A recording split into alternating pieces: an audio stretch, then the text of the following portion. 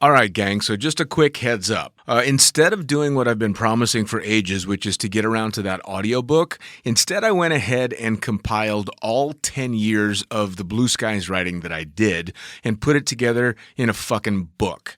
It's going to go on Amazon here real damn quick, listed as the Lunatic Fringe book. You'll be able to find it in pretty much any of the marketplaces that Amazon has.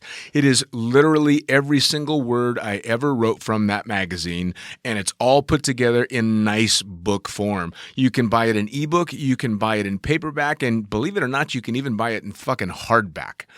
Again, it's going to be available here really, really soon. This one not only includes all the articles that were in the first fucking pilot book, but about 60 more articles. It's got 350 or so pages of some pretty funny, inappropriate, and hopefully informative shit. So check it out.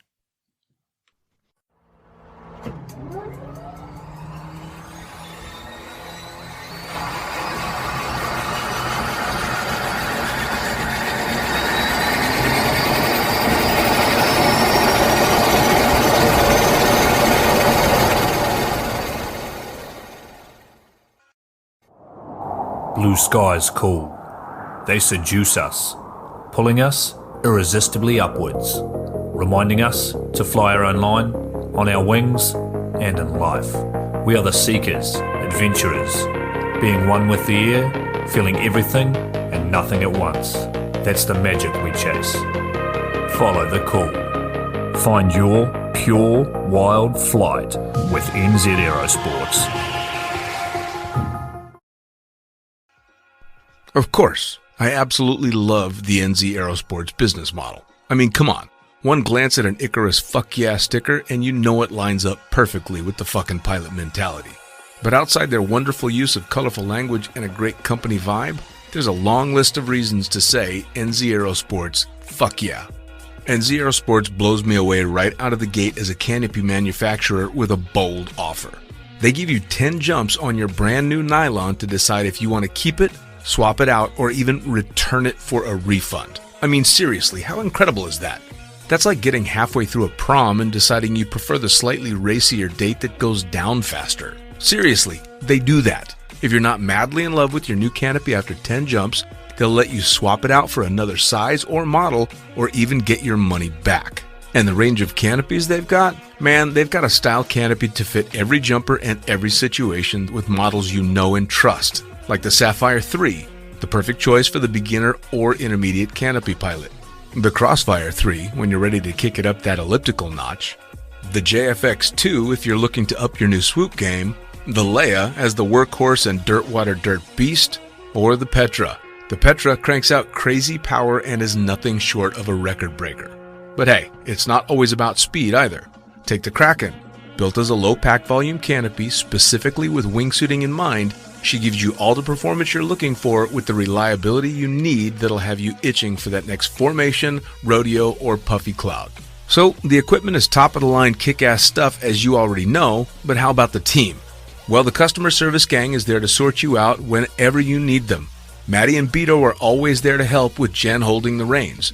They're available for you at sales@nzaerosports.com, and they've got a kick-ass live chat tool on the website if you're wanting to hit someone up right away. These are the crew you're going to want to talk to get those custom orders in. With the stock nylon, once you know what you want, they'll have that shit on a FedEx truck as soon as the credit card machine says approved and get you in the air in no time. For your custom orders, you'll be able to get a time frame for building and shipping when you design it, so get to it. And demos. They've got demos in the US available from their partner Rock Sky Market. The whole US demo fleet is there with Sapphire 3, Crossfire 3, Kraken, JFX2, and Leia canopies in a range of sizes. They also offer student and tandem demos in the US. Bottom line, every step of the way, NZ Aerosports is there to get you what you need, and I personally couldn't be happier to be teamed up with them here on Lunatic Fringe. And now, time to get started with Lunatic Fringe Into the Void, brought to you proudly by NZ Aerosports. Fuck yeah!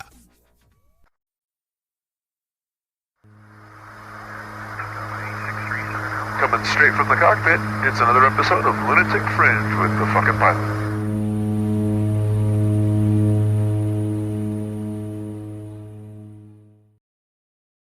Ready, set, go!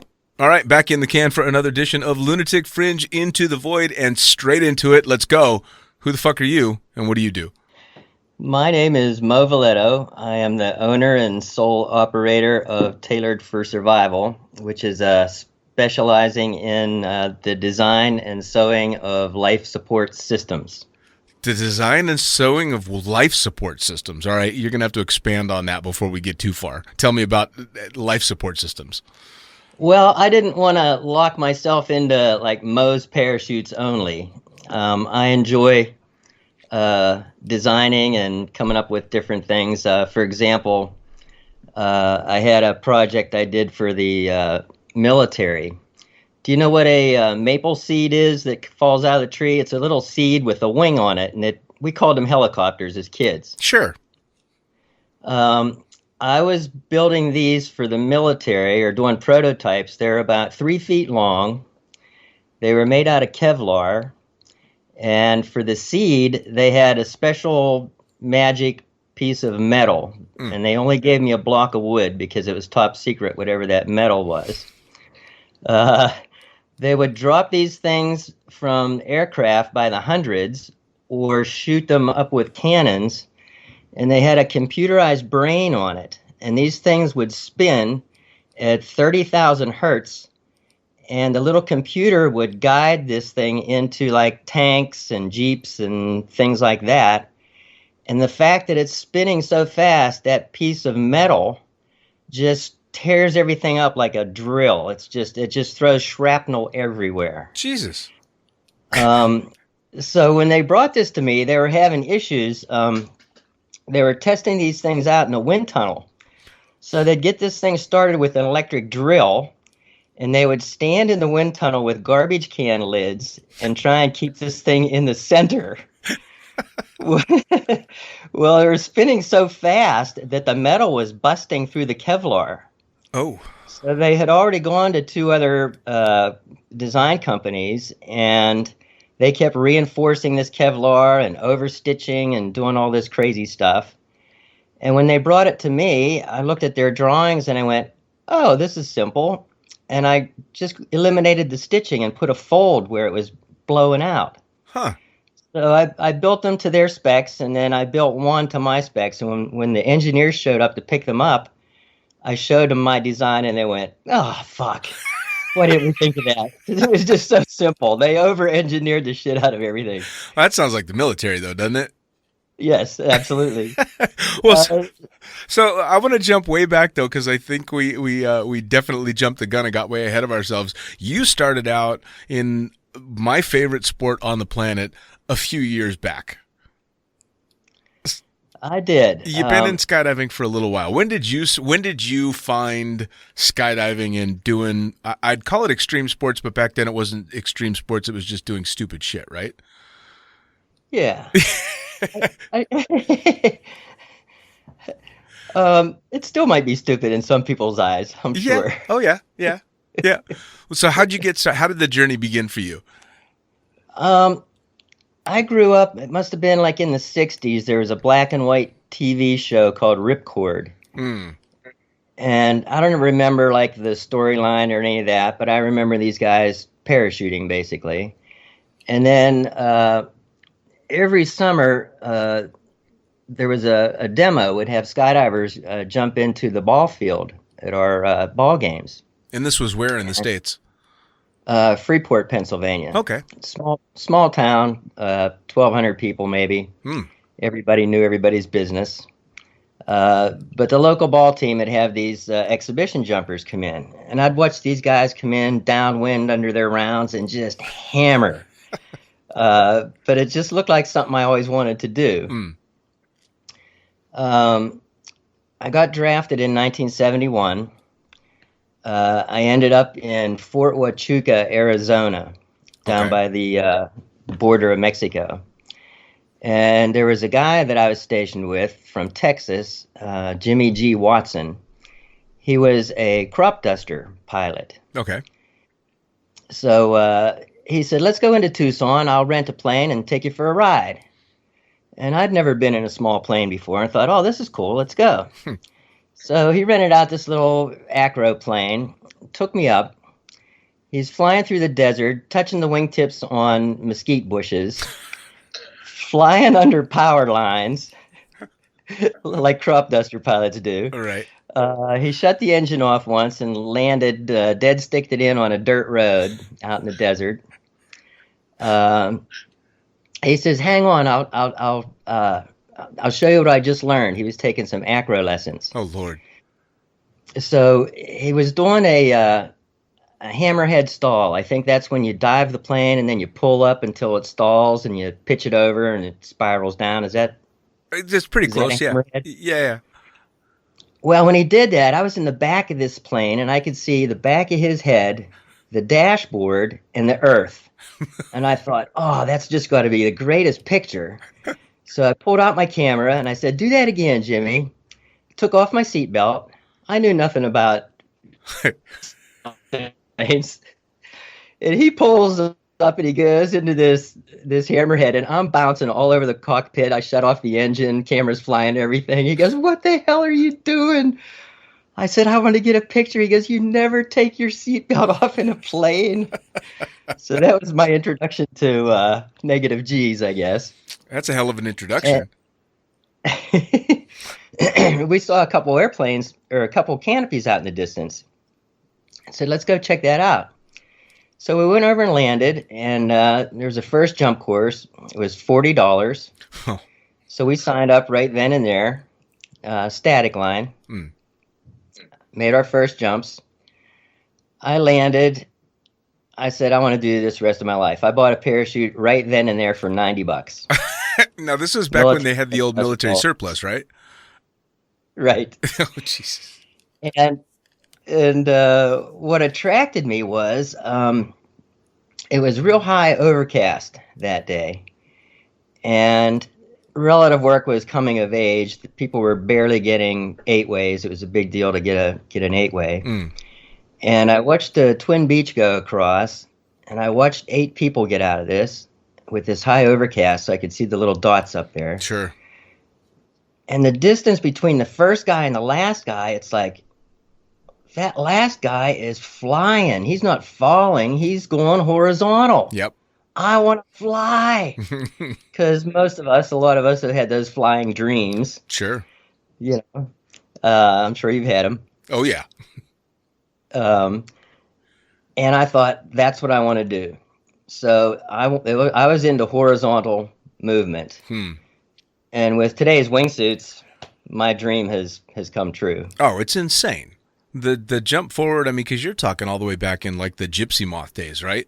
Yeah. This is, I mean, everything was experimental back then. I mean, I've heard stories from some of the OGs that talked about what an amazing time it was that someone had passed a baton in free fall. And this was not that long ago, really. Yeah. I mean, it really wasn't. And now we're flying down the sides of fucking mountains on canopies or on wingsuits that glide almost as good as canopies. Right. It's crazy. Yeah, it had me going so much. I built my first wingsuit in 1974. I laid down on a bed sheet, and I spread my arms and my legs kind of like a jumping jack. So my arms are way above my head, right? All right.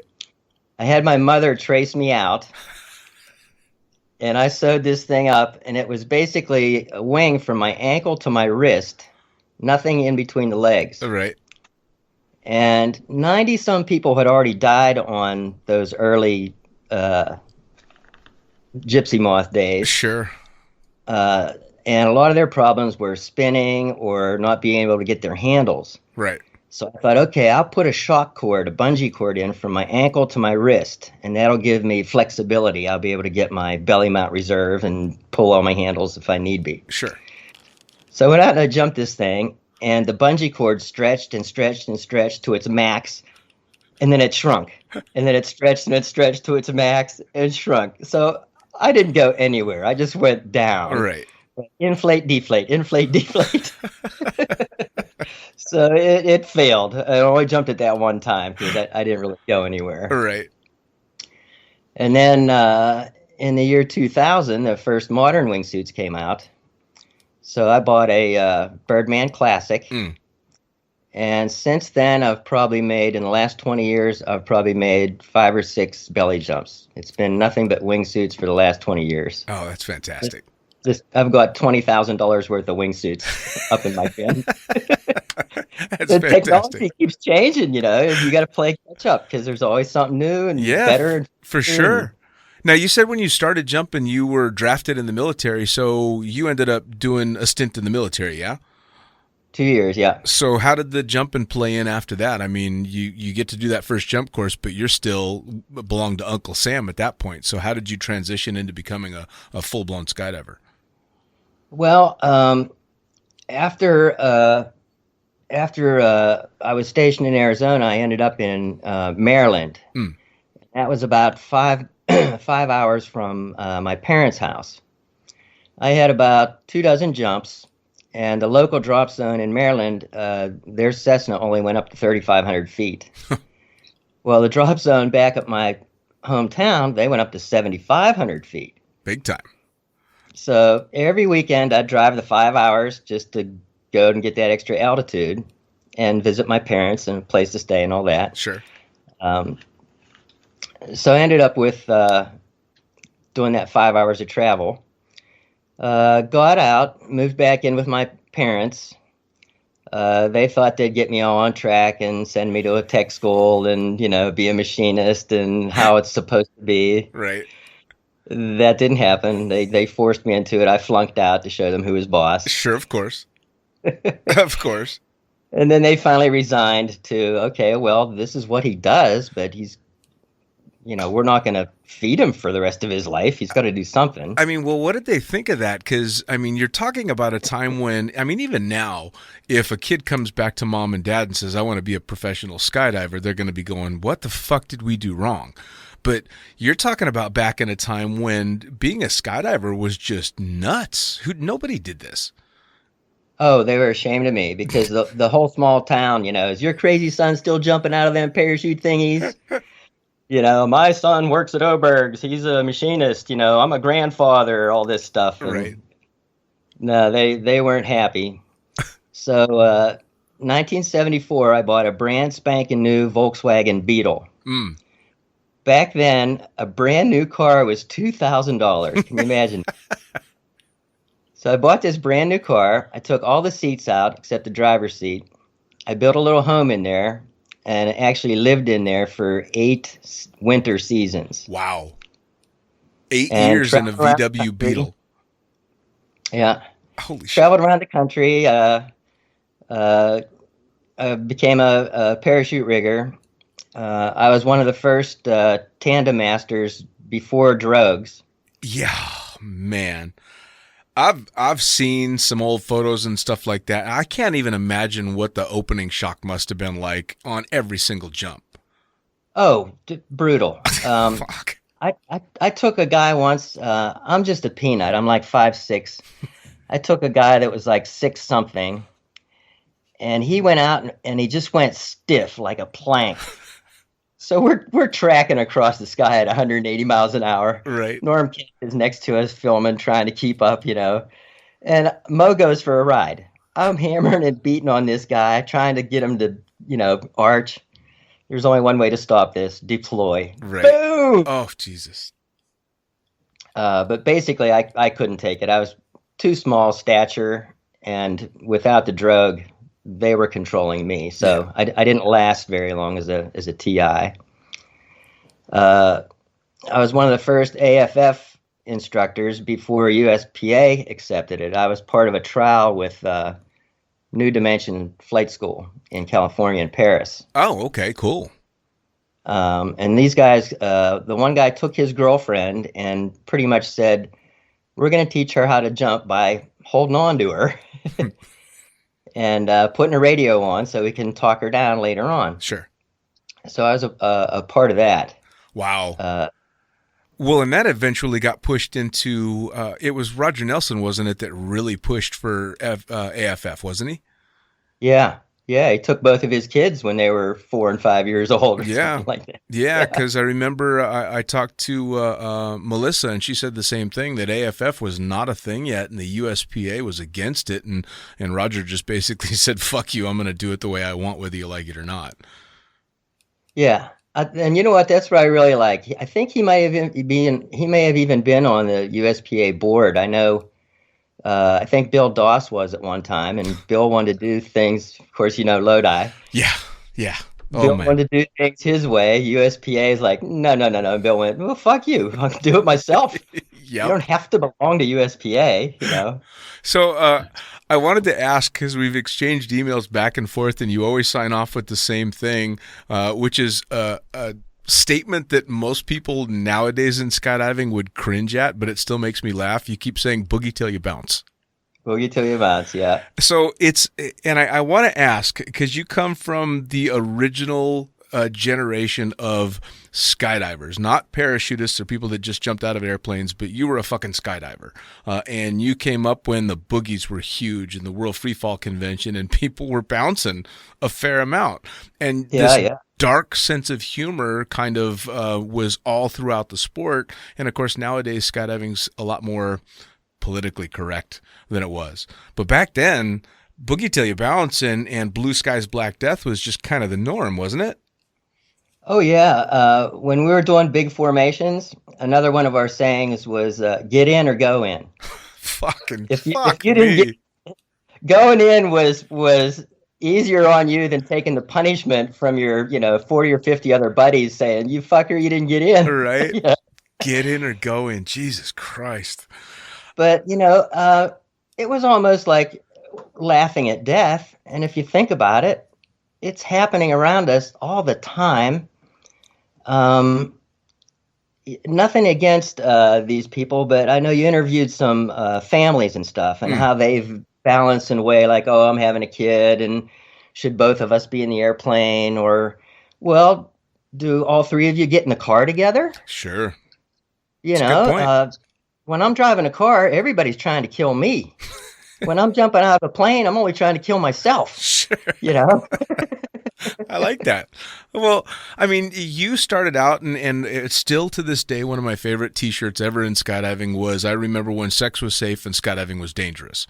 Right. And that's when you started, man. I mean, and I want to know, because I had the opportunity to talk to Bill Booth briefly on the podcast. He did a great episode, and I briefly got into how wild it used to be back in the days. But I mean, you've seen some shit. I mean, the boogies and the parties must have been out of control. I believe that I know the guy that coined the term safety meeting. Seriously, come on, tell me. Frank Miller, I guaranteed. My days, these were the hippie days. Right. We all had long hair, bell bottoms, In fact, jumpsuits were mainly to protect you from crash landing and whatever, and eventually they became a flying tool. Right. Well, to look cool, people put bell bottom jumpsuit on. And then they realized that, that extra drag on your legs could give you forward drive. Sure. Let's put them on our arms. So we had these bell-bottom and bell-arm suits that actually had a function to them. Yep. I have no idea where I was going with that. You were about to tell me how the safety meeting got started.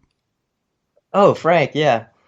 And this was a hippie guy of mine, and we were getting ready to go up on a jump, and he said, well, shouldn't we get safe first? And they're like, what do you mean safe? He goes, oh, come on down to the van. And we went down to the van and, fired up.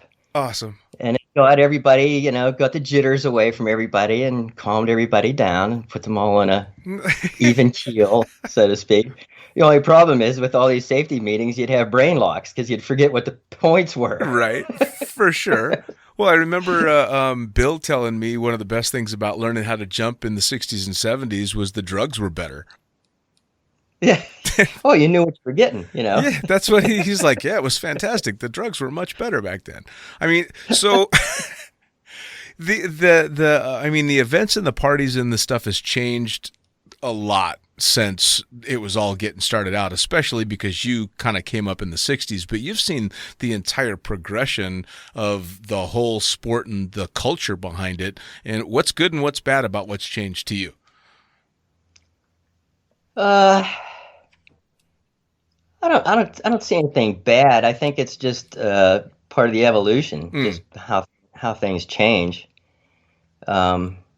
I mean, the safety aspect of it is through the roof. It's so much better. Well, again, I think that's just knowledge. We have the equipment doesn't fail us anymore. Our brains is what fail us. Sure. So in that respect, the equipment got much safer. Sure. And then the same thing as we go along and people survive and we live from other people's mistakes or deaths or whatever. Sure. That's all schooling for us, just like it is today. Yeah. Yeah. It's just a different era, but same old shit. You know, when your body hits the ground, you still die. It's nothing's changed. What's the old, it was the really horrible phrase, grab the grass? Right. What was something about hang on so your bones don't shatter your lungs or something? I think it was, if you know you're going to go in, make sure you grab the grass because it's not the first hit that kills you. It's the bounce that gets you. The second one bounce, right? Yeah. That's that fucked up sense of humor that I see it fading a little bit, and it used to be really prevalent in a lot of the writing that I did with Blue Skies, and I've backed off of it a little bit because people don't seem to enjoy it quite as much, but I still have a very dark sense of humor. Oh, yeah. No, I love it. And I've shared the magazine with you. I was writing with them since, I think, 2012 or 13, somewhere there. Yeah, for sure. And I've always looked forward to your fucking pilot articles for sure. Because the thing is that's what I like about you, Dean, is you're for real. It's just, I mean... It's just so much easier not to put up any airs and be for fucking real. Well, I mean, I think you get it, though. People see through that shit so quickly when you're trying to pretend. And especially in skydiving, I always took to skydiving specifically because you got to drop your guard on the drop zone and just be yourself. And I mean, you know more than anything, the sport is a small sport, so you get to know people really, really quick. And so if you all of a sudden start behaving like somebody else, somebody's going to call bullshit and go, fuck you. I remember when you were wearing that tutu and doing this or that or the other thing, so stop trying to, don't be that way. So I just never saw the value in faking it in the first place. Yeah. Never made any sense. Now, I'm going to back you up again. So we got through, you were going to do the TI thing and you were doing AFF and stuff. But when did you were fully invested, obviously, as soon as you started living in a Volkswagen Beetle in skydiving. But how did you make your way in skydiving? Because you're talking about, the early 70s. So where did the work come in? How did you survive? Well, when I was living in my car, that was for the winters. So during the summer, I had a place to stay. It was either my parents' basement or a garage or something like that. And I started buying sewing machines. And I never really had a plan. I just followed my passion, and I was actually packing reserves and doing rigging before I was a rigger. A friend of mine was a rigger, and he was helping me pack mine. And eventually I was packing mine. And then my buddies would say, hey, will you pack mine? And then I'm there, well, okay. And then I started to realize, if I'm going to take somebody else's ass and put it on the line, I should really be certified and know what the fuck I'm doing. Sure. So I took one of Dave DeWolf's, the late Dave DeWolf's courses. He's probably taught more riggers around the world than anybody. And I was in one of his very first rigging classes. And then just started to gather up sewing machines and I started toying and playing, just, again, no plan. Sure. I ended up building about 70 Wonder Hogs copies. And the Wonder Hog was the predecessor to the Vector. Yep. So Bill Booth had come out with, a soft pilot chute with no springs on it. We called them piggybacks at the time, a rig that had a main and reserve on your back. Sure. And I tore one apart, and I made about 70 of them. Totally illegal, no TSOs. Just made them for my buddies at the drop zone or whatever. Right. I ended up at a nationals one year, and Bill Booth was the equipment inspector. So I thought, uh-oh, here goes. We're going to see what happens now. Right. Well, at the time, his rigs were so popular, as they are today, that it took forever to get one. And I'm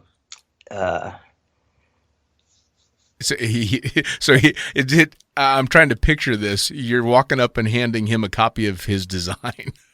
Well, I am. Now, the sketchy part is he was so busy at the time. When you ordered one, it had to be a black harness, and it had to have black binding tape. You could get colors everywhere else, but that saved him time in production. So you're not changing out sewing machines, you have same fabric, you can pre-make harnesses, stuff like that. Sure. So I show up with a white harness with white binding tape and these colors, and he looked at it, and he just went, "Those fuckers, they're always doing favors for people. That's why we're behind. I'm never hiring skydivers again."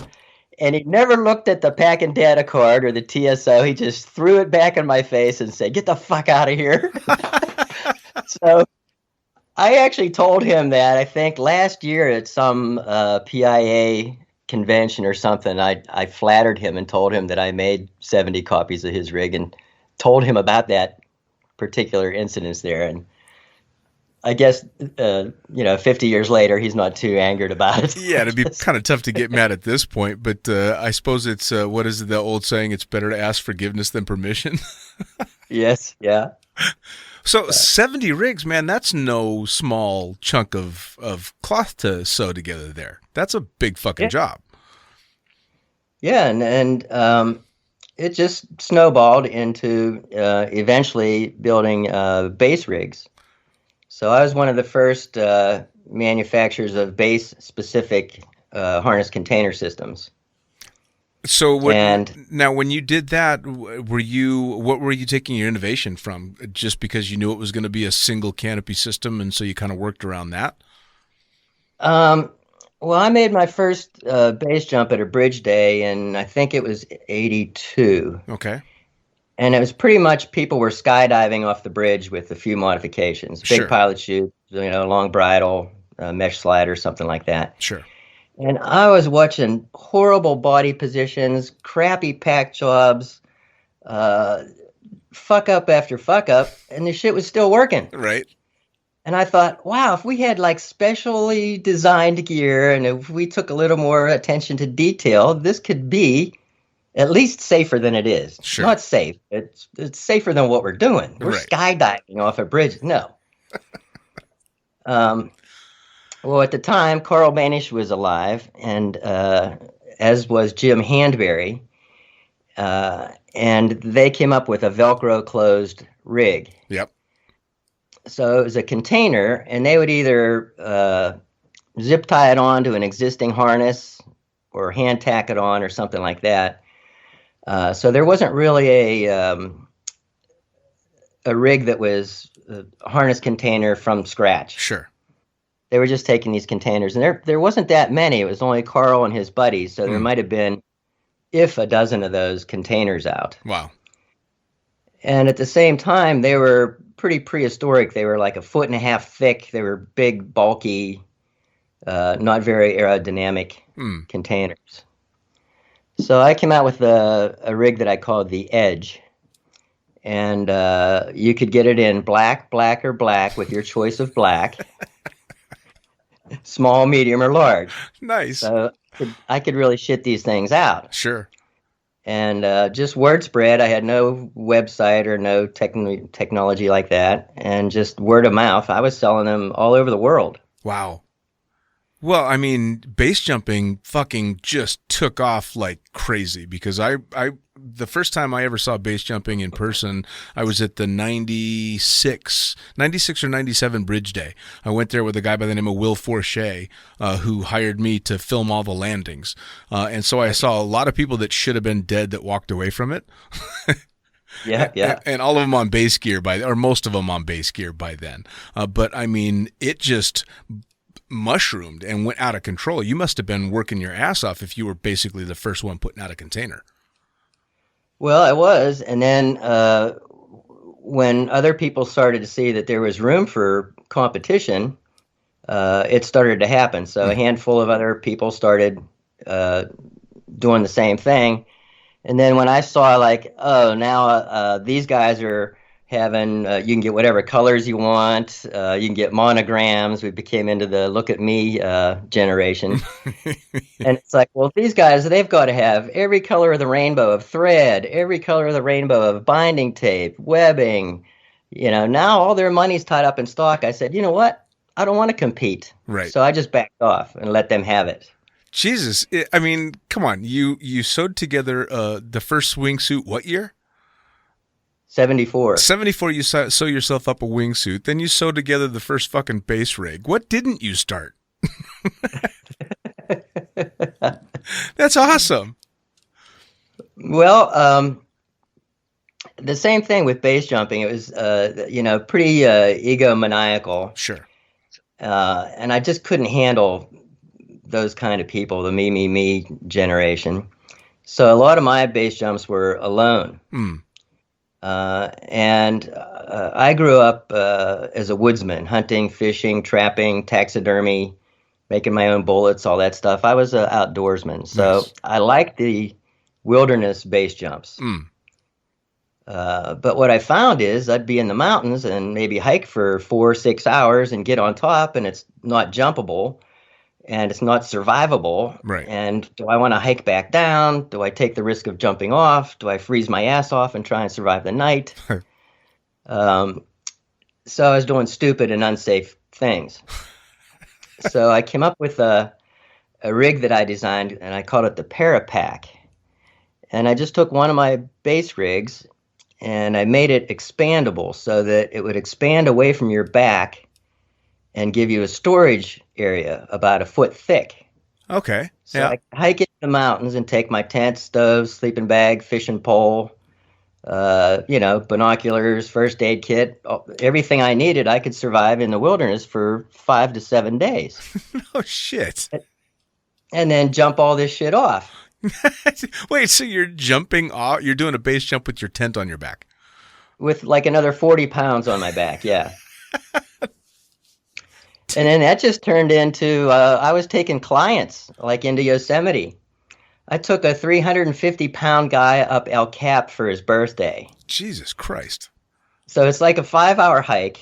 And I told him, I said, Bill, it's 5 hours, but we can take 5 days if we need to. I said, I got everything we need. Home, shelter, food, all that kind of stuff. What do you want? What do you want me to bring for you? Anything special? And he went, Twinkies and cigarettes. So as a joke, I brought Twinkies and cigarettes. I have a picture of him laying in the trail with his shirt up and this big old pot gut belly pulled out of him eating Twinkies and smoking cigarettes. Jesus God. Oh man. I mean, so you yeah, please go ahead. So eventually, that system, Basic Research was one of my competitors at the time in base gear, who is today Apex Base. Yep. I got together with them. We designed the first actual base-specific canopy. And then we co-redesigned my Parapack because it was a Velcro closed rig back then. It could kill you at terminal if you didn't know what you were doing. So I only sold them to a handful of my friends who I spent time with in the mountains, and I could hand one-on-one show them how to not kill themselves with this rig. Eventually, when Apex and I redesigned it, it became a pin rig. So they manufacture and sell that today. Very cool. And then I get some. When you help design the base-specific canopy, and I've never asked this, what goes into base-specific as opposed to just a normal skydiving canopy? Well, one of the biggest things is low aspect ratio. The higher aspect ratio, the wider it is, left to right, Right. and the narrower front to back, the more chance of off-heading openings. Okay. It's a higher performing wing, basically. You're taking a sailplane wing opposed to a short, chubby Sure. wing. Sure. So when Ram Air parachutes came out, we were calling them squares because they were almost square. Sure. Sure. Front, back, left to right. So a base canopy specifically, what we were shooting for, we just took the most popular skydiving canopies that were being used at the time, and we beefed them up and made little changes and particulars to those to satisfy our needs in base. Now, would base specific canopies, that's kind of what's morphed into the wingsuit specific canopies nowadays? That's even another, I'd say, subgroup. Okay. The wingsuit specific canopies, since we're not opening next to the object anymore, and we're jumping in maybe more windy conditions or whatever in the mountains, we want to be able to penetrate and we want to be able to make that landing area. So a wingsuit specific base canopy might be a little higher performing than your average base canopy that you're going to go into the city and jump off the building with. Sure, sure. So it's kind of like another subgroup, I would say. And now, is all this stuff, especially when it comes to the design stuff, are you just kind of learning as you go along through the years? You're just picking up little tidbits here and there, or did you have any formal training prior to? I'd say the community, just feedback from what other people were getting with what we had. In the 80s, I had a consulting job for Precision Aerodynamics. George Galloway, owner of the company, wanted to produce a reserve packing video. Okay. Which it was a big deal back then because VHS was like, whoa, it's like, wow, Right. we can see stuff. So instead of trying to interpret verbiage on a mimeograph sheet of paper for packing instructions, George wanted visuals. So he took his Raven reserves and he got all the manufacturers together, UPT, just everybody that had a container system that wanted to be part of the project. And I was the on-camera rigger to pack George's canopies into those containers. Well, when the job was done, there were 13 reserve canopies there, all identical. And he gave those to me in trade for payment for doing this job. So I had 13 identical Raven 2s. So I took them home and I modified them to our standards at the time for base. So at the time, that became a very popular base canopy, partly because it was a reserve, Right. but it had a bridle attachment on it. Most reserves don't have a bridle attachment because he was selling his product as you can jump it as a main or a reserve. Every time you jump your main, you know what's in your reserve. Sure. So having that bridle attachment was a plus. Sure. I mean, And then as time went on, we came up with more base specific stuff as we have today. so now you said that the last 20 years you've been all about wingsuits. How much base dumping did you get in before you started getting back into the sky more, or was it an even mix? Or I tell people that I skydive to stay current for base jumping. I consider myself a parachutist. I use a parachute to save my life. Cool. Whether it's jumping off of or out of, I'm using a parachute to save my life. Nice. So that's kind of the way that I looked at it. What was your first base jump? Was Bridge Day, you said? It was Bridge Day, yeah. A friend of mine in California, I was rigging for this guy, and he was a multimillionaire. He's got a kind of an interesting story. He taught me a lot about life and giving. He just passed away about a month ago. Oh. He grew up as a little rich kid and had way too much money. He woke up on his bathroom floor, overdosed from cocaine and tequila, Jesus. almost dead. His pet python was dead from neglect. His pet monkey was dead from neglect. Again, this kid had too much money. Yeah, he did.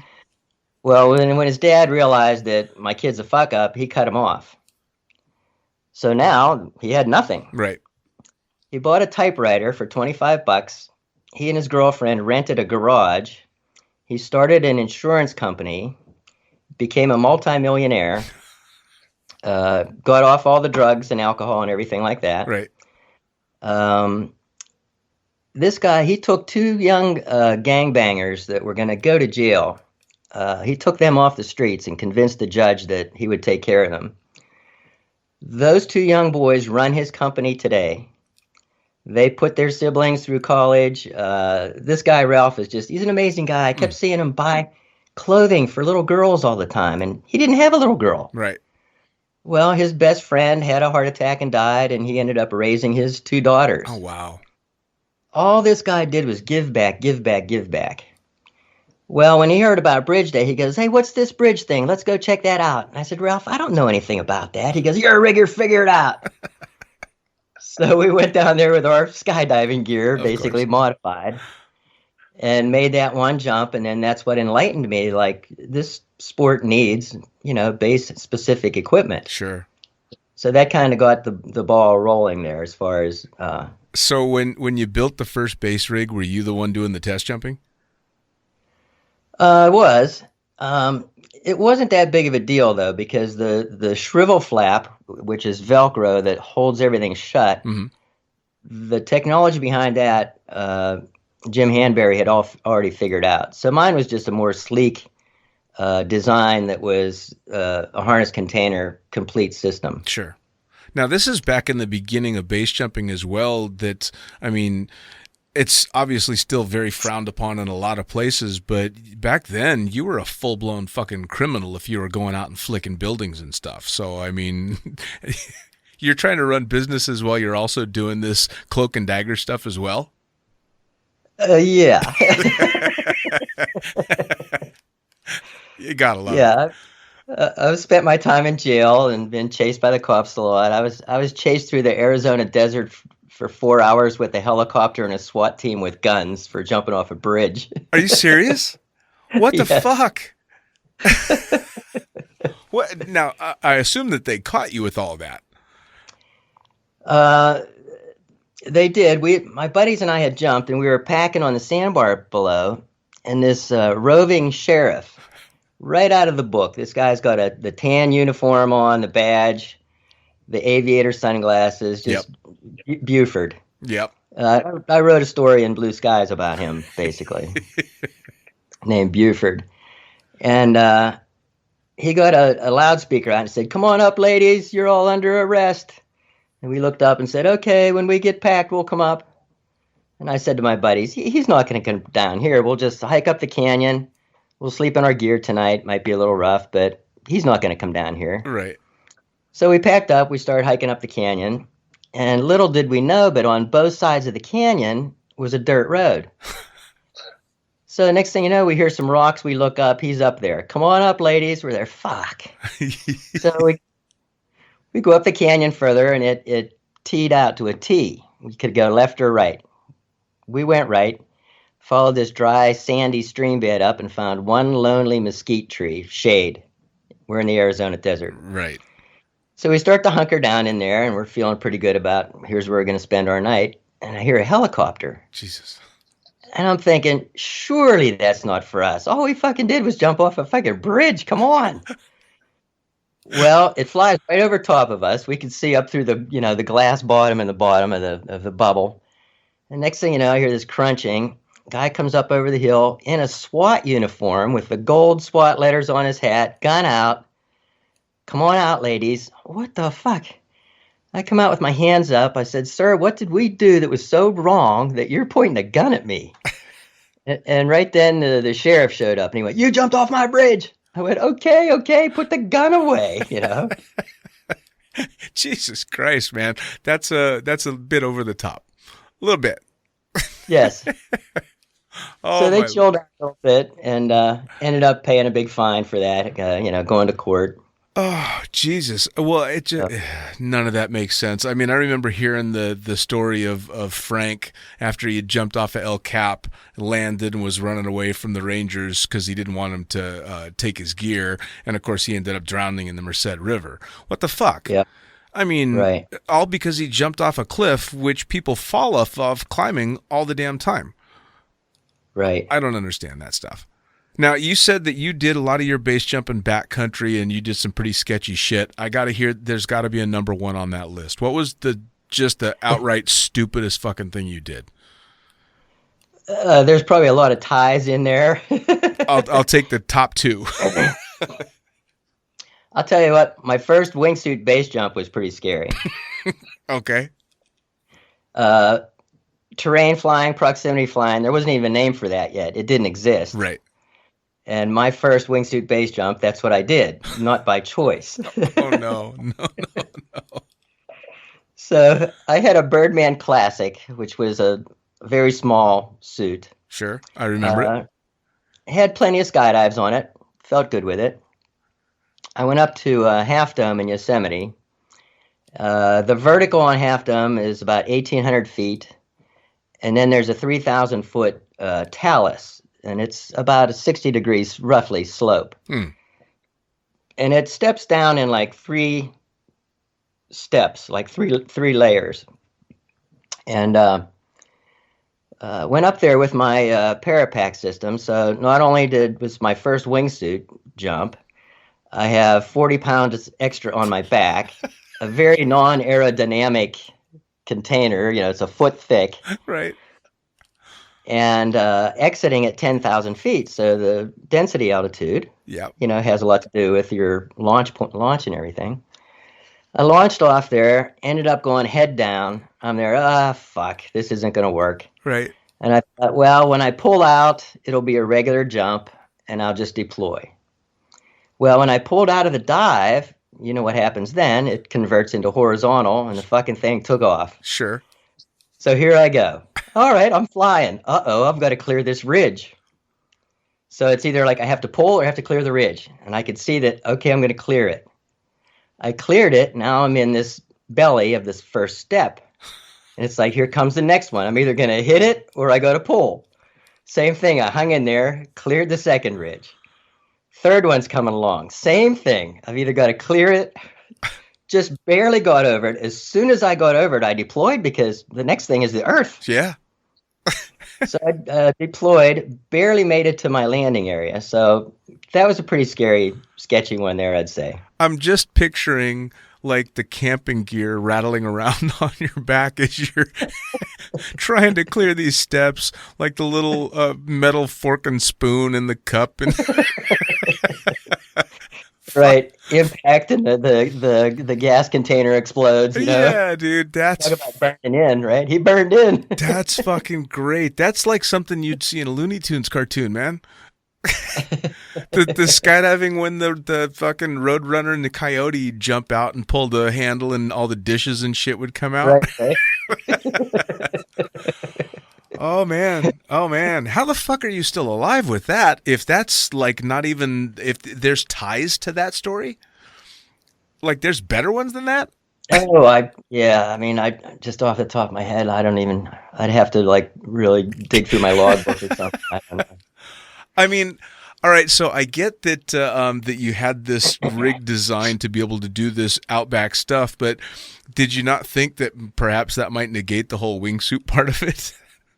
Well, I did. I mean, I was a hang glider pilot in 1974 as well, so I knew a lot about aerodynamics and flight and all that. So you knew this was fucking crazy. Well, I knew that it wasn't going to be efficient. It just wasn't a good idea to jump my first wingsuit with, 40 pounds on my back Right. and a brick. Oh, wow. That's fucking So awesome. that was just a bad choice. And, of course, luck. Sure. Well, now has all your jumping or primarily most of your jumping been in the States, or have you been abroad doing base jumping around the world as well? Yeah, my main focus is wingsuiting now. So the last few years I've gone abroad. Didn't get to last year because COVID. They wouldn't, let us out of the country. Of course. And I'm jonesing like a big dog. Sure, sure. But that's pretty much my true love is wingsuiting and in the mountains. So now tell me, you've picked a sport that is primarily a younger man's sport, although a lot of the OG guys that got it all going are still going strong in their 40s and stuff. But you're a little bit older than that, and you're still going hardcore. What do all these young bucks think of this?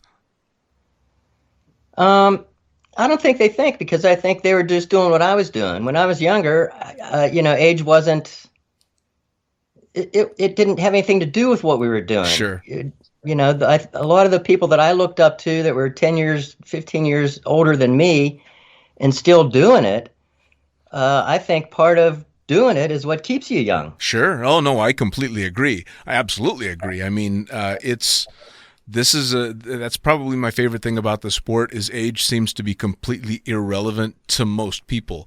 But I got to wonder, when you're standing up on top of the cliff with, a bunch of 21-year-olds or 18-year-olds anymore that are getting ready to do all this stuff, they must be going, shit, he's been around a little while.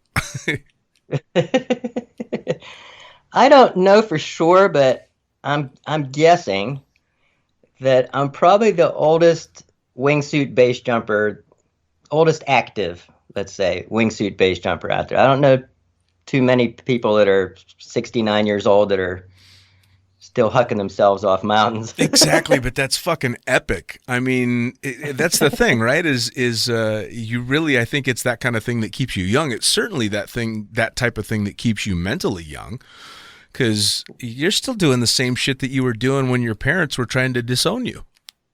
Yeah, and I think hanging out with the young kids keeps you young too. For sure. It's I tend to funny enough, I've slowed down a lot more than you have. I tend to live a little bit more vicariously through other people, especially when it comes to the base jumping stuff. I never got bit by that particular bug. About the time I was thinking that might be cool, I became a dad and kind of shut that one off. And now, honestly, it doesn't really grab me too much except to watch all my friends do it. So I'm happy to watch guys like you do it and go out and go balls out, because I just sit there shaking my head going, oh, fuck. I'm still doing that because I'm pretty conservative. I'm still, these guys flying through the caves and doing all this insane stuff. It just totally blows me away. So, flying blackjack into airplanes. Right. Now, let me ask you, because you've kind of seen both sides of it. You started skydiving back when, fatalities used to be part of a low pull contest, for fuck's sake. And now you move into this hardcore terrain flying and wingsuiting, and there's a huge rash of fatalities a few years back. I mean, really, really bad numbers in base jumping, specifically with the wingsuits. Is it a mentality thing? Is it because you've seen so much of it? Is it the same kind of mentality, just different gear that it was back in the day? I think from my own point of view is the way I look at death. I pretty much I want to be as safe as I can and everything, but you can only do so much. So the way I look at it is that's how we learn with these mistakes and death. Sure. When I started skydiving, before that I was a woodsman, and my telephone book was all my hunting buddies and fishing buddies. Well, they all went to the wayside, and I got a new phone book, and it turned into skydiving. Sure. Well, I have that today. This will be my 50th year, if I live till November, of skydiving. Fucking congratulations, man. This is my 25th year, so I'm exactly half of what you've got going. I'm halfway there. Fucking hell. So my outlook, was with the whole death and all that kind of stuff that's just part of progression. Sure. It's tough though. I mean, you've had to have seen a whole lot of loss in your time, though. I mean, how'd you get that telephone book that I had and I have today? There's probably very close to a dead person on every page, every letter of the alphabet. Wow. Mostly in those early days of base jumping. Sure. There's the typical car wrecks and heart attacks and stuff like that, but it's a jump telephone book, and just about everybody in there for the last, decades are dead. Yeah. I mean, has there ever been a time when you're scratching your head going, you know something, I don't know if this is for me anymore? I've had people that have walked away from the sport because they couldn't handle losing people anymore. But my mentality always was, even if I stop jumping tomorrow and never go to a drop zone again, I'm still going to lose people because I've spent 25 years of my life in the sport. Right. Yeah. Life is death in slow motion. That's a good way to put it. We're all dying. Yeah. And the way I see it is we're all in this big long line. And every time somebody dies, we take one step forward until it's our turn. Sure. So, that one year where we had like 16 base jumpers die in like a few months. Yeah. I wasn't taking one step forward. I was almost fucking jogging, It's like, holy shit, I'm getting close. I never thought about it that way. That's actually a really fucked up way to look at it. Holy shit. I mean, don't get me wrong. I guarantee there's a fuckload of fun happening in that line, though. Oh, yes. Part of my outlook on this whole death thing was, I think, when I was living in my car, I spent a lot of winters in Coolidge, Arizona. Yep. And that was before, the big Eloy and all that. We called it Ghoulage because all the ghouls held out there. People were dying there left and right. Again, these were the hippie days. Sure. You could get a thing that was called the Monty and Link Skullcrest Award. There was two guys, Monty and Link. These guys went in a two-way, smiling at each other on acid. And so they were Monty and Link Skullcrest Award number 1 and 2. Well, if you wanted to get the number, you had to go in. So I never knew of any 3s or 4s or anything after that. But the way this little community at Ghoulage laughed at death, these guys carried around, I don't know if you've ever seen it, but if you haven't, I'll send you the picture. These guys carried around a real human arm from the shoulder down to the fingertips. And it was petrified. It was like a piece of beef jerky, all stringy and straggly. And these guys would carry this thing around to all the meets. They would take it into restaurants and twirl and eat spaghetti with it. They would snort cocaine off the fingers. They carried this arm around. They'd stick it in the pea gravel with a ripcord in it. So I have that picture. I'll send it to you. Please. But these guys that was just part of Boogie Till You Bounce. It was. Whose arm was it? I never really knew. They said that somebody dug up an Indian grave. Somebody said it was a dead skydiver. I never got a solid. A real story on it. It's funny because obviously having a slightly darker sense of humor, I think that's pretty fucking funny. I personally wouldn't walk around with a severed arm, but I would laugh at the stories, and I'll certainly laugh at the picture. But this is also the generation of Blue Sky's Black Death, which is I got in an argument online once about that statement because I am a fan and a user of that statement. Usually I just say blue skies, but I mean the entire thing, Blue Sky's Black Death. And someone was giving me shit or giving somebody else shit for using it, saying it was antiquated and it's bullshit and it doesn't mean anything. And I vehemently disagreed.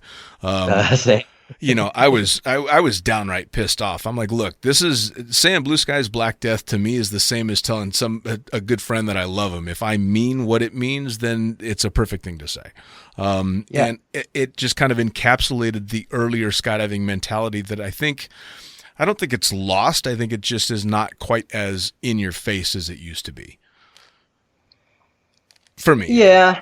No, I agree. I think, again, it's like, how do you look at life? What is life? How do you value it? How do you define it? And that's my definition. Life is death in slow motion. As soon as you're scored out, you're dying already. Is it going to be a long, are you going to die at birth or are you going to die at 90? Right. Right. Oh man. I mean, we're all going. I think Yep. we're just, especially as skydivers or as people that do things that the normal people, so to speak, consider more extreme. We're just kind of sucking the most out of life while we can. Yeah. At least I think so, anyway. So now, you sent me the coolest fucking jerseys. You sent me a couple of cool T-shirts and a bunch of awesome stickers that say "Tailored for Survival." Where did this come from? Well, again, 2 of those years I was living in my car with my girlfriend. Wait, hang on, stop. You got a girlfriend to live in a VW Beetle, not a bus, Yes. Beetle with you Yes. for 2 years. I took this girl away from a $100,000 a year job and moved her into a VW Bug. And her dad said, "Have fun, honey," because his wife died at a young age. And he said, "Hey, if you want to live and go out and live and enjoy it, do it." Jesus. Dude. He said, "When you get to Arizona," he said, "call me up. I'll fly out. Put me up a tent." I have a picture of 3 of us in this Volkswagen Beetle. He's stretched out on the bed. She's all curled up in the back. Would put him up a tent, and he just loved it because he knew his daughter was truly living and alive, not just existing and rotting away, waiting to die or collect, that big bank account. Yep. Shit, man, if I had a hat on, I would take it off to you. That's fantastic. Anyway, I stopped your story. So you're living in a VW Beetle with a girl for 2 years, and we were talking about the Tailored for Survival. Yeah, I wanted to come up with a good name for my business, basically, if you want to even call it that.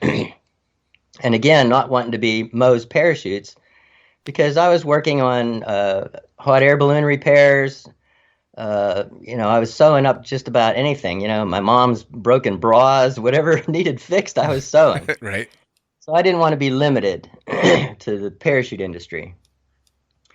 But I wanted it to relate to custom, and that's how we came up with tailored, and then something that had to do with life support, survival. So I pretty much credit her to that. That's fucking such a great story for a name. It really is. And it transitions back to how in the hell did you get with Tailored for Survival a gig designing something that's shredding vehicles and stuff for the military? How did that happen? How did they know to come to you to do this? Again, it was just a lot of word of mouth. I don't know how that one exactly happened. They may have gotten the info through the wind tunnel that they were at. That's just, it's fantastic. And I'll tell you what, it's one of the coolest things that I get talking to all the different people is getting such a bizarre kaleidoscope of different backgrounds and different shit that skydiving has taken people to that you would never expect. I would never expect that you'd end up designing, basically, hardware for the military because you decided to jump out of an airplane one day. Right. Yeah. It's fucking great. And again, there was no plan or not searching for anything, just loving what I was doing. Never worried about how am I going to pay the rent or all I needed was a place for me and a place for my sewing machines. Nice. In fact, in 1991, I bought a brand spanking new Honda Civic, took all the seats out of it, lived in that full time for 3 years. All right. Well, I needed a home for my sewing machines. Well, Square One was just starting to blossom and become bigger. So they rented out this big warehouse, and they had their office and business area up front, and in the back was all their stock. Well, they had all this extra room back there. So I made a deal with Kate and Tony at the time. They knew I was going to die base jumping. They said, this guy's crazy. He's doing stupid shit. He's going to die. So I made a deal with them. I said, look, if you let me have my shop, give me a space in the back of your building there for free, and I can pull my car in there, if you do that, I will everything I own to you. All my sewing machines, everything that I have, I will write out a will. If I die, it's all yours. And they went, oh, hell yeah, he's going to die tomorrow. Write that fucker up. So I handed out a contract and a will, basically. And I won. I'm still alive. Yeah, dude. I'll tell you what, though. You're the type that is going to outlive everybody. It's not going to be because you tried. It's going to be because you tried really hard not to outlive everybody and just kind of accidentally did. That's what's going to happen. You're probably right. Yeah. I no plan. I don't know what's happening tomorrow. I just want to get in the plane or get back on the rock. That's awesome. Now, when throughout this entire career and life did mom and dad accept or embrace what you did, or did they ever? I think when it really kicked in is when I got into Hollywood and started doing stunts and movie jobs, because success to people from the Depression era, both my families came from coal mines and no education and all that. They only want education and money for their kids. So when they finally saw, like, whoa, he's making money, and the whole hometown now is like, oh, your son's a movie star. Before I was the crazy fucker jumping out, out of them there parachutes. Right. I think that might have kicked in then. But even before that, they saw that I loved what I was doing. Fair enough. And I think they kind of got it. But they were always concerned about, he doesn't have insurance, what happens and the money and... Of course. Understandable. Oh, yeah, absolutely. Now, how did the Hollywood stuff start? Tom Sanders, world famous aerial cinematographer. I ended up doing a couple of jobs for him. My first one was actually how I got my Screen Actors Guild, my SAG card. Again, base jumping was just coming of age. He got a contract for Mountain Dew, and it was a base jump into the Little Colorado, a tributary of the Grand Canyon. And on that job, he hired me as safety. Okay. And a friend of mine who is better looking and better for a Mountain Dew character to be on camera, Matt McCarter, he was going to do the actual jumps. But my deal with the production company was I get to jump as well. Whether I'm on camera or not, I don't care. But I want to get my SAG card out of this. So that's how I ended up getting into the Screen Actors Guild, and that was one of my first jobs, basically. Awesome.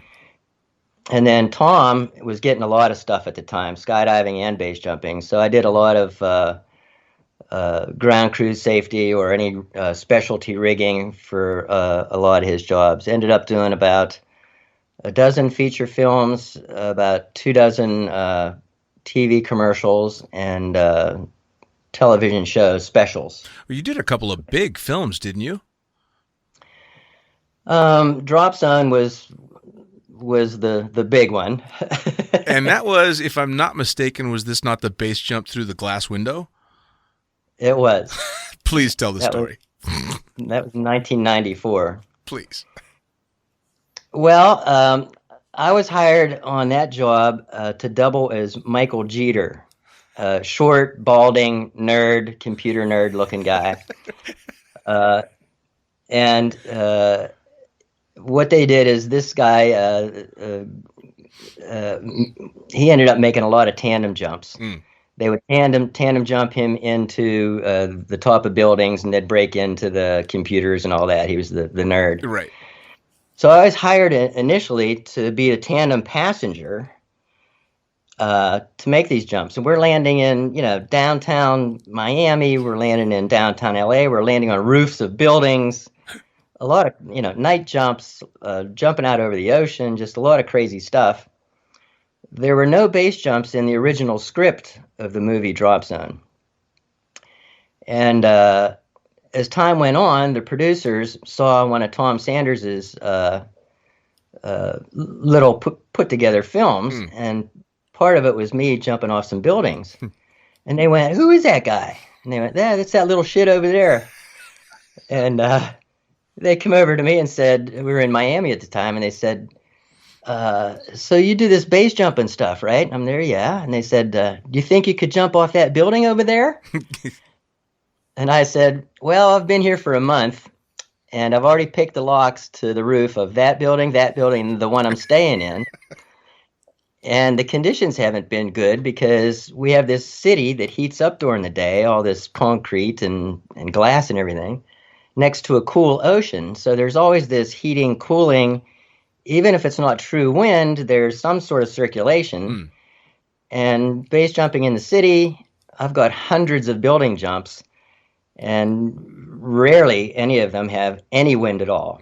And I think that's a big part of why I'm still alive is a lot of people spend hours sneaking in, getting to the top, and now it's too windy, and it's like, well, fuck, what could go wrong? You know, you rationalize your way into it. Right. You know, I was that guy that either didn't go up or I climbed back down. Nice. So I knew how to say no. And that's what I told him. I said, "I've been trying to jump these buildings, so you're dreaming. If you think we're going to get this jump off, when you say action, I'm going to say, fuck you, because it's not safe." Right. I said, "So it doesn't matter how much money you're going to throw at me. I'm going if it's safe. If you guys want to try it, we'll try it." And they said, "Well, we'll go through the plan, and if it doesn't work, we'll go to a city inland later on and do it where the conditions aren't as unstable." So the story goes, they're trying to find one of the characters, right, named Swoop. The original scene is a couple jumpers land on the New River Gorge Bridge, and they're trying to find this Swoop guy. They know he hangs out there, and they look over the railing and they see him hanging out down there. He's sunbathing naked. Right. And they talk him into getting on the team, and as he goes to climb up to join these guys, he falls off backwards, and a bungee saves his life. So that was the introduction to that character. Right. And they said, "Well, we want to change this. We want him to be a window washer." And the guys go up in this building, and they're yelling for Swoop, Swoop, Swoop, and they see him washing windows. And we want you to do that. And then when you decide to join the team, we want you to turn around and base jump off. Can you do that? Well, yeah. So we spent 2 weeks setting up the scaffolding. During those 2 weeks, it was never jumpable. The winds were it was never there. The night before the jump, I had hired Patrick Swayze's brother, Don. He was one of my students. He was going to be the actual on-camera guy, and I was doing a belly mount camera jump. And they were doing a long shot of me, and they could erase out the camera and stuff. Sure. I got him hired on because he looked close to who the actor was. And we were packing our rigs that night, just laughing that we're not jumping tomorrow. We're going to get paid our $500 a day fee for doing nothing. Right. So, and who knows how long they're going to hold out until, it happens or it doesn't, but we'll take it. Right. The late Gus Wing came in while we were packing, and he said, "You're not going to believe it. I was over at the building. It's dead calm. There's a big black bird flying around the top, not even flapping or anything." He said, it's perfect out there. Next morning, we got up. The winds and everything were perfect. Made the jumps. As soon as we were done, the winds picked up. Game over. Oh, man. Perfect timing. So that was jumping off the scaffolding.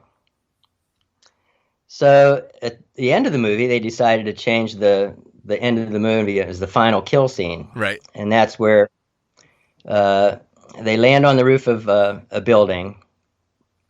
There's a big fight and everything. The one guy still has his reserve parachute on, Wesley Snipes. Yep. There's a big fight. He and Gary Busey come face to face. They're both out of bullets, and there's a fight.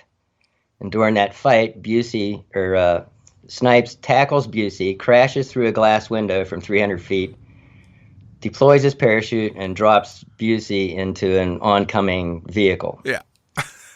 Can you do that? Yeah. Well, I always say yes. Then I have to fucking figure it out. So Right. how the fuck am I going to do this? So like any stunt, you break it down. Needed to figure out, okay, well, what do I use for a dummy? How am I going to deploy? Tell me about glass. I knew nothing about crashing through glass. So a lot of people think that you use the sugar glass, the candy glass. Well, if you're getting a whiskey bottle broken over your head, that's what they use. But if you have a big pane like that, a 4x8 sheet of glass, if you're crashing through that, there's no way to control the size of the chunks. Okay. So I could go out and deploy and have a good canopy, and this, 20-pound chunk of sugar come through my canopy and take me out. Sure. So they said, well, we can do it with real glass. And there's a couple different ways to do that. They'll put explosive charges on the real glass, and there will be a guy standing parallel next to that. And right before I hit the glass, he blows it up. Okay. So I'm not actually breaking the real glass. Right. The glass is also tempered to a point where the pieces, when it shatters, are dime to quarter size. So it's consistent. Sure. I'm not going to have this big chunk coming out. You're right. So I asked them, I said, these explosion things, did they ever fail? And they go, oh, yeah, all the time. And I said, well, I'm going to be running from like 20 feet back, and I'm going to hit a solid chunk of glass, break it, and then drool down the building, right? And then Swayze chimed in, and it happened to him once. He was supposed to get shot with a gun and back into the glass and go through the window, and it didn't break, and he fucked up his shoulder. Well, the other method is they'll temper the glass, and then they can hit it with a sharp object like a punch, and hopefully it will shatter but not fall out. And then just by running through it, there's no force or anything. Sure. Or sometimes when they go to crack it, it just falls out anyway, or if somebody opens or closes a door or sneezes or whatever, Sure. it might not make it. So I went to the glass factory, figured all that out, got like 6 practice sheets to run through that I could practice running through with this dummy. And I just couldn't get it. I could get through and crash, but I knew that once I went through this glass, I was going to hit the gym mat. Right. And this dummy was like 40 pounds. It had a hard head, and I had to protect myself when I impacted the ground. So I couldn't get the next mental picture in my mind as to the visual imagery of how I wanted it to be. Sure. I needed a little bit of hang time. So one of my buddies, I put on a climbing harness with an attachment between my shoulder blades. Right. He had a climbing harness on. The rope went from his harness up through a pulley in the ceiling and back down to me. Okay.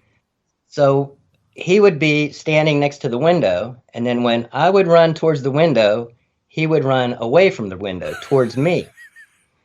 So that when I went through the glass, his weight would suspend me for that microsecond and give me that visual and that feeling that I needed. Sure. So after doing a few of those, that got me to where I needed to be. I mean, so you're not sure if the glass is going to break the way that it needs to. You're not really sure how you're going to get out the window with the dummy, and you're just base jumping. Well, but I broke those things down to now I know what's going to happen. Sure. I know the glass is going to break because we've proven that. Right. I know that my body position will be good because I had the practice, I was able to practice that and do that. Now it's just a matter of doing it. So how did the actual jump go? Well, they had, I think, 5 cameras going from different angles, some of which were to be done in slow motion. Okay. So if you're doing slow motion, that means the film is going really fast. Right. So there might be only like 1 minute of film, in the camera. So when we practiced, they would say, ground crew ready, camera 1 confirm back, rolling, camera 2, rolling. Well, by the time we got all this feedback and everything, there might have been like 20 seconds left Right. for me to make the jump. So it was critical. So we practiced that over and over and over and over again. When it came time to do the jump the next day, overnight, the producers thought, oh, we can save some time. We can crack the glass first and then get the cameras rolling. They were getting the cameras rolling and then cracking the glass. That was eating up precious time. Sure. Well, the fact that we had practiced over and over and over the original method, when it came time to do the real thing, they got confused. All I needed to hear when I was getting ready to go was, go when you're ready, Moe. There was a camera or a radio in front of me, a buddy of mine, and that's all I needed to hear. So I hear, go when you're ready, Moe. I pick up the dummy. I start to go, and I hear, stop, stop, stop, no, no, no, no. My buddy jumped back in front of me. No cameras were rolling. Oh. They were paying $20,000 for this shot. It doesn't get cheaper the second time around. No. You know, you want to do it again? I'll do it again. Jesus. So I had no clue what was going on. So now my whole, mentality and everything is like, you just threw a big wrench into my gears. Right. So I have to admit I was a little bit amped at this point now. Once they cleared everything up and it was go when you're ready, Moe, I crashed through the window. I ended up going a little bit head low, and the dummy was dragging me down. Well, one of my feet caught a steering line on deployment, and I was lucky that the canopy still opened on heading. And it just kind of the luck factor. Sure. I think there's luck in everything we do, especially in skydiving and base jumping and driving cars and stuff like that. Sure. We're all lucky that we're here right now. So I pretty much lucked out on that one. Oh man, it's funny that that you mentioned that particular jump and that movie and Point Break. Obviously, from my generation of skydivers, those were the two movies that I saw and was like, okay, I got to fucking do that. And both of them, of course, you look back at them now and I get a good giggle out of both movies because when you're not a skydiver, you have no idea that that's not how things are. Use your arms, Johnny, fly like an eagle. They're talking back and forth in that movie and everything that happened in Drop Zone, but you don't know. And then you get into skydiving and eventually look back at those movies and go, oh, Jesus Christ. Right. But then you hear about the stories of what went into making those movies are so much more intense than the movies themselves. Well, at least on Drop Zone, John Badham, the producer of that, he's known for high adventure movies, and he's known for doing stunts as close as possible without cheating it. Sure. with camera, with digital and stuff like that. Right. So that was the interesting thing about the movie Drop Zone. Most of the crazy shit that you see on there was actually done. It wasn't faked. Which is like the raps. Are you kidding? I watched. Oh yeah. I watched that movie a couple of years back, and I'm like, Jesus Christ! They're intentionally wrapping somebody up in their. I mean, my God. Yes. Mental. Yeah. And again, the breakdown for that, Guy Manos was intentionally wrapping Utah Steve. He'd go up and wrap him and back off, and then re-wrap him and back off and re-wrap him. The producers wanted him to get wrapped and then cut away, and then he's supposed to have this crash landing. Right. Well, it's like, okay, we took an old canopy. I sewed a pair of goggles into these canopies. And then after Steve opened, he could dress himself in this canopy and put the goggles on. That way he could see with having this canopy all over his head and face and everything, and still perform his crash landing. Sure. So there's a lot of little hidden things in behind there that little rigging tricks and things that we did along the way. I'm going to have to watch that movie and pay really close attention this time. Like really close attention. Because it's those little stories that are fucking fantastic. You sewed goggles into the canopy. Still though, he's flying a parachute with another parachute wrapped around him. Yeah. I mean, yeah, a little bit of luck goes into that kind of stuff. Yeah, one area where they wanted us they wanted us to deploy all at the same time without tracking on a couple of jumps. We said, look, we just can't. That's just too risky. We can't do that. That's something you're going to have to fake. The best we can do is when I see a deployment bag leave a container, I'll throw my pilot chute. And that's still sketchy. Sure. Because he might have a snivel, I might have a hard opening. Now we're on the same level, cabango, Yep. you know. But as a stuntman, you take certain risks. Sure. But we're not all going to dump in a clump, that's No. for sure. Now, Snipes, did he learn how to jump for that movie? Because I knew he learned how to fly at least to do the wind tunnel scenes. But he did some jumping, didn't he? He did.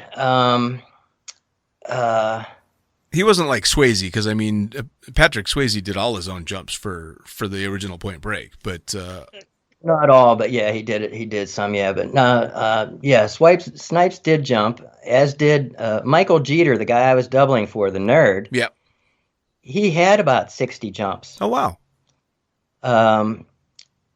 And they didn't want him to jump, though, because if he got injured, that just fucks everything up. Sure. But one day they pulled me aside and they said, listen, we want you to get all dressed in full wardrobe and everything and be ready. Michael Jeter is actually going to make a tandem, which wasn't a big deal with him, but still the producers didn't want that happen. Right. But the guys in between were going, if the producers show up, we want them to think that it was you. So Michael Jeter goes up and makes this jump. Well, every day at the end of the day, they send the film to New York. It's called dailies. Right. They send them out to make sure they got the shot. If they didn't get the shot, they shoot it again. Well, at the dailies, the camera's right in Michael Jeter's face on exit. Norm Kent's just, it's not me. Yeah. Well, the producers saw that and said, what the fuck?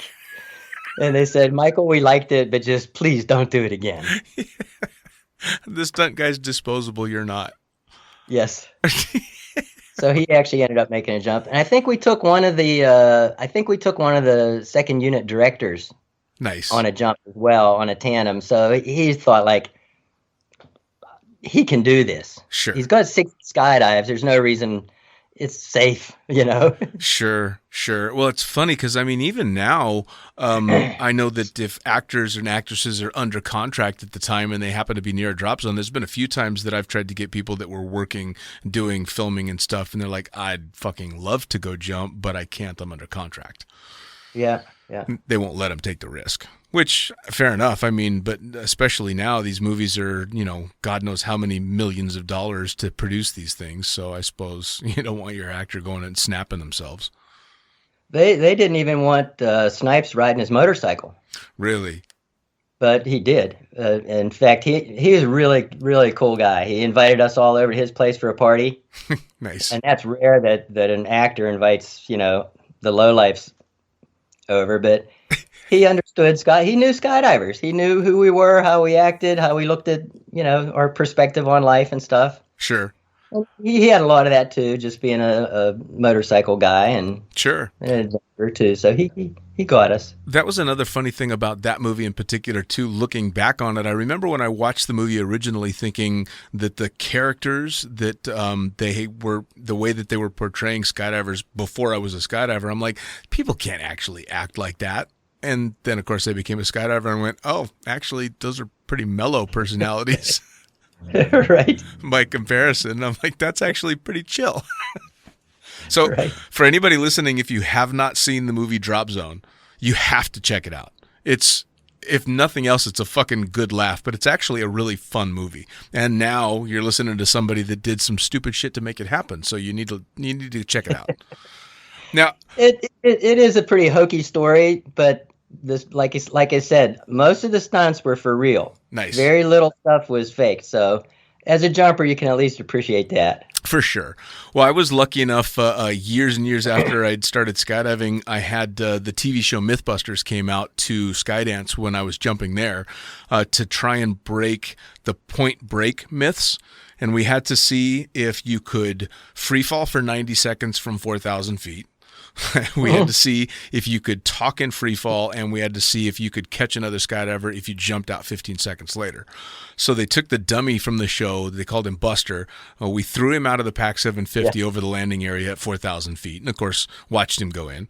And then I took one of the guys on a tandem with one of our camera guys trying to talk to him to see if we did that.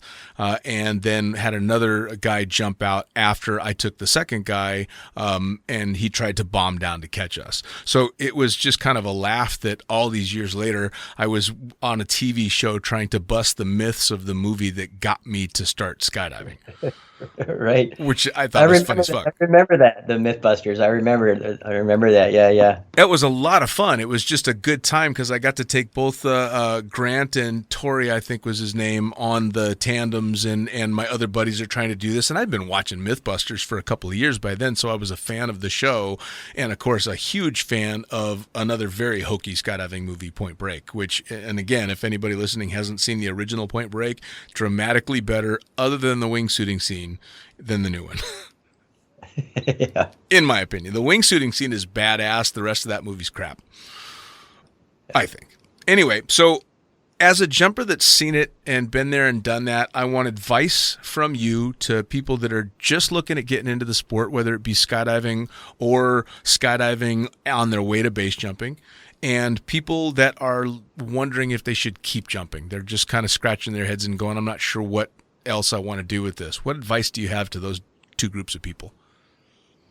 If you're not sure, continue to go to the drop zone at least. Watch the landings, hang out at the fireplace at night. If the people fit, you're going to get into it. Because as you said in your shows, and you can ask anybody that's been doing this for any length of time, what do you like most about the sport? The people. The people. So if you're having trouble, actually we've got a couple people right now at my home DZ that I can see that in these newbies. They just got started last spring, last fall. So all winter, they don't have their A licenses yet, but they kind of get their magazines and they're still listening to videos. They're communicating a little bit. But I can almost see a couple of these people fading. Right. And when I see that, those are the ones I give the attention to. I want to give them that community feeling and let them know that, yeah, we all had those fears and we get over it. And remember how scared you were when you first got behind the wheel of a car? Sure. You were scared. Damn right. You had a weapon to kill somebody or to kill yourself if you by choice or not. Yeah. And the same thing, getting up in front of stage, you're scared or you're nervous. But to overcome that makes you feel good. Sure. And then again, to be around these people where I tell people we've got anything and everything from crack whores all the way up to attorneys and brain surgeons. And sometimes it's all the same person. It's us. And when you're at that campfire, it doesn't matter if you're that crack whore or if you're that brain surgeon. When our bodies hit the ground, the same thing happens. Yep. Well, the bonfire is the great equalizer, right? Because as soon as you sit down next to that bonfire, whether you're, smoking crack or busting crack dealers, you're all just a bunch of skydivers sitting around the fireplace, just shooting the shit. And that's the biggest thing. And I'm sure you've heard me say it a million times on this podcast. That was the concept behind this podcast in the first place, was I want it to be a bonfire chat. You're sitting and you were lucky enough to listen in to two different people talking about something they fucking love. Yep. Yeah. That's good advice, man. I mean, getting into the community side of things for the newbies, for sure. Now, what if you've been in it for a while and you're starting to get burned out? Is there a way for somebody to refresh it?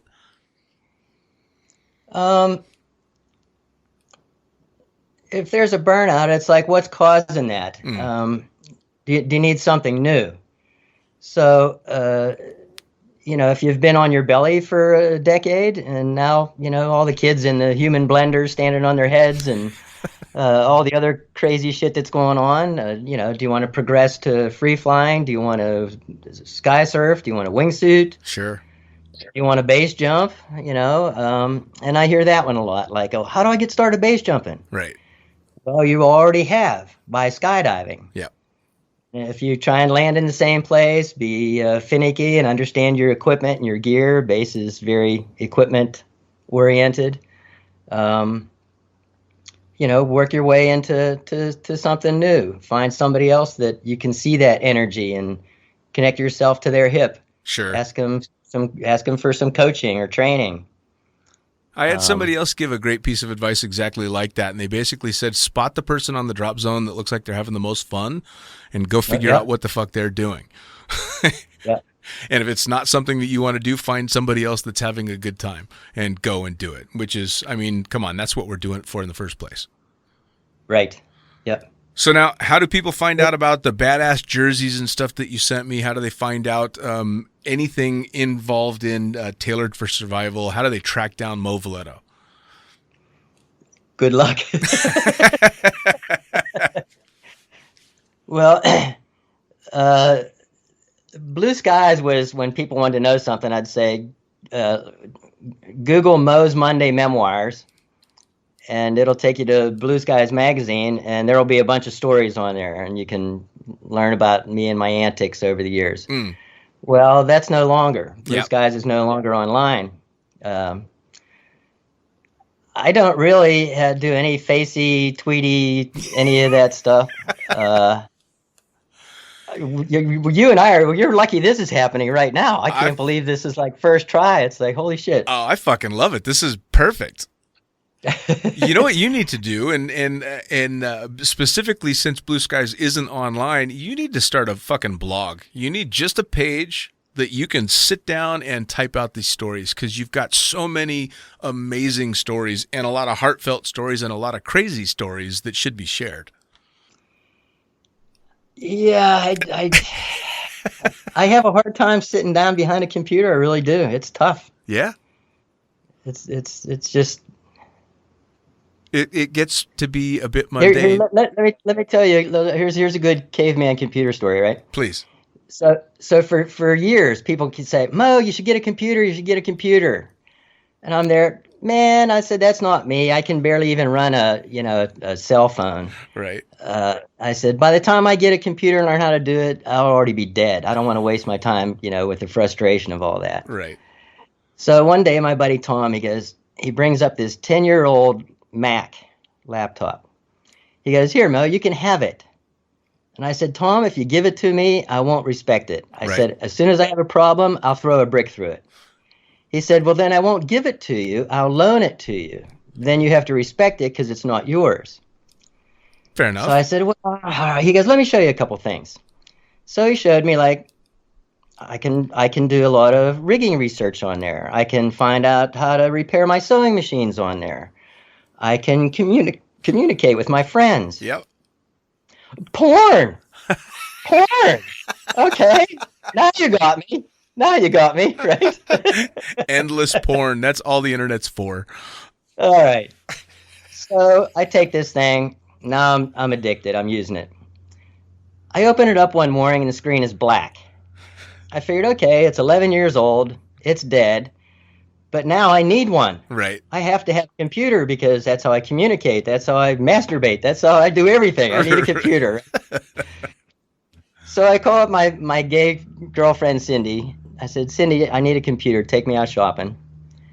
We go out and I buy a brand new Mac, $6,000, Mac. Bring it back. And I say, okay, Cindy, I said, can we take the stuff off the old one? Like my pictures and stuff and communications, can we take it off the old one and put it on the new one? And as she's opening it up and saying that, well, if the screen is black, I can't see anything. Right. It's burned out. I can't help you. And she reached over and she started tapping this little button. It looks like the sun. It's called brightness. I didn't need a fucking computer. All I needed to do was turn up the brightness. So there I am, fucking caveman, not even knowing, what. Same thing. I'm staring at all these buttons right now. I don't have a clue what half of them do. Oh, dude, that's fantastic. But so now you got two computers. You can have one scene on one and one scene on another. You can be doing rigging and porn at the same time. Well, that brand new one that I had, I took to Italy so I could put all my hot base jumping videos on there and everything. See, there you go. Lost it. Lost it? Lost it. Yep, brand spanking fucking new. Lost it. Came home, bought another brand new one. Jesus. Well, hey, live and learn, right? Yes. Moe, I tell you what, I cannot thank you enough for taking the time. There's going to need to be a round 2 with you, though, because I know you've got so many fucking stories that I did not get out of you. We're going to have to do this again. You know that, right? I'd love it. Awesome. I'd love awesome. Moe, really, thank you so much for waking up at the crack of noon and shooting the shit with me. I really appreciate it. Hopefully you're back to getting to jump off some rocks really damn soon. Thanks, buddy. I appreciate that, and good meeting and hanging out with you. And absolutely, again, I like your style. I like how you look at life, and you, Moe. Believe me, boogie till you bounce, right? You got it. Take care. Adios. And there you have it. Another episode of Lunatic Fringe Into the Void, brought to you as always by, and say it with me, fuck yeah, NZ Aerosports. Head to nzaerosports.com. By Pussfoot. That's right, head to pussfoot.com, the extreme sports collective, and check out everything they've got to offer. By summitparachutesystems.com. Jarrett Martin and the family cranking out amazing pilot rigs, as well as incredible rigging courses. And now joining the Lunatic team, it's the one and only Tony Suits. You know him, you love him. Head to tonysuit.com. Check out all the amazing standards, as well as the new incredible signature line they've got going on. And as for us, the Lunatic Fringe is now on YouTube. That's right, you're going to have the chance to put faces to the audio by heading to youtube.com and looking up the Lunatic Fringe podcast. It's easy. Hit the like button, hit the subscribe button, check out all the amazing videos from the previous guests that we've had, as well as new and upcoming interviews on video. As always, I am the fucking pilot. Head to thefuckingpilot.net or theprincesspilot.com. Thanks for joining. We'll see you next time around.